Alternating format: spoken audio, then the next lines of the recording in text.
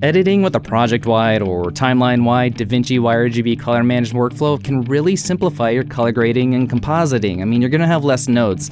But there is a problem with it as soon as you add any Fusion-generated graphics or titles.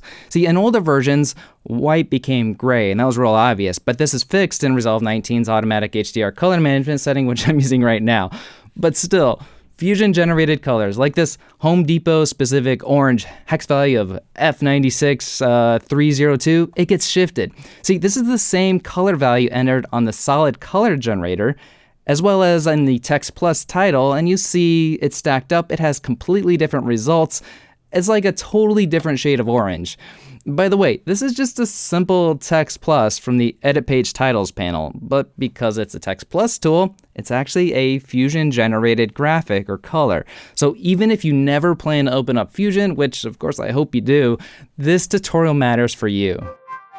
My current project settings are DaVinci YRGB Color Manage with the checkbox for Automatic Color Management with the timeline processing using the HDR preset. My output color space is set to SDR Rec 709, which is going to give me the 111 QuickTime NCLC tags, which is going to be perfect for any sort of delivery that I do.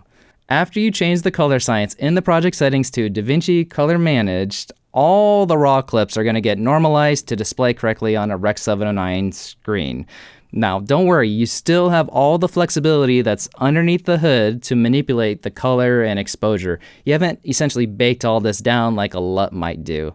That would be early in your tree. Now, if it's not a raw clip, you can right-click to tag the input color space, which is something I often do with Sony S-Log footage, just like this. Bam, great starting point. The first part of the solution is to right-click on the Text Plus title tool and check the box to bypass color management. Once you've checked that, you're going to see that this fixes the problem when the graphic is not superimposed on a layer above anything else. But even just like a black solid generator underneath it, so it's actually doing a composite, this is going to show a jump in color when the Text Plus is over it, even with bypass color management turned on. So the final step to avoid the color managed color shift is just to render in place after you've clicked to bypass color management on the clip. Render in place, if you're not familiar, it helps you get real-time playback with any heavy effects by creating a standalone video file that swaps it out for you right there on your sequence. It's kind of like as if you went to the deliver page, you exported the video file into a single clip, and then you brought it back into your project, and then you recut it and conformed it into your timeline. But this one function does all of those steps just at once for you. It's that powerful, and it's reversible. Did I mention that? Another great thing about render in place files is you can trim them just like any other video file or put them anywhere else, like in a collaborative cloud project, which is something you cannot do with a render cache file.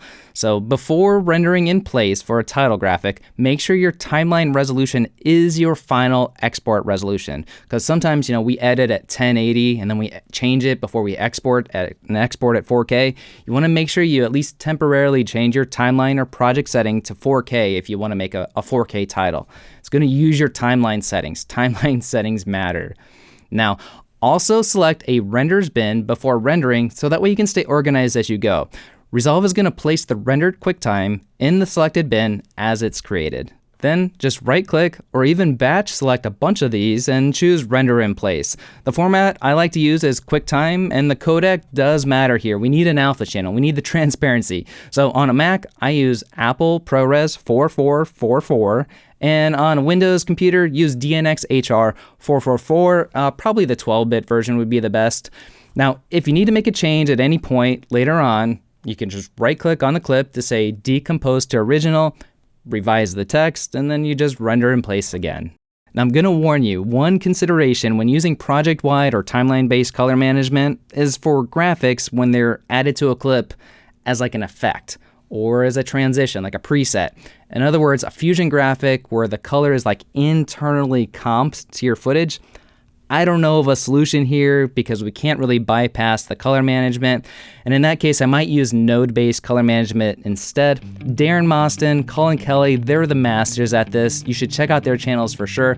I'm Chadwick. I am a DaVinci Resolve Master Trainer. I'm stoked that you're here, and because there's so much more to learn, I'll see you in the next video.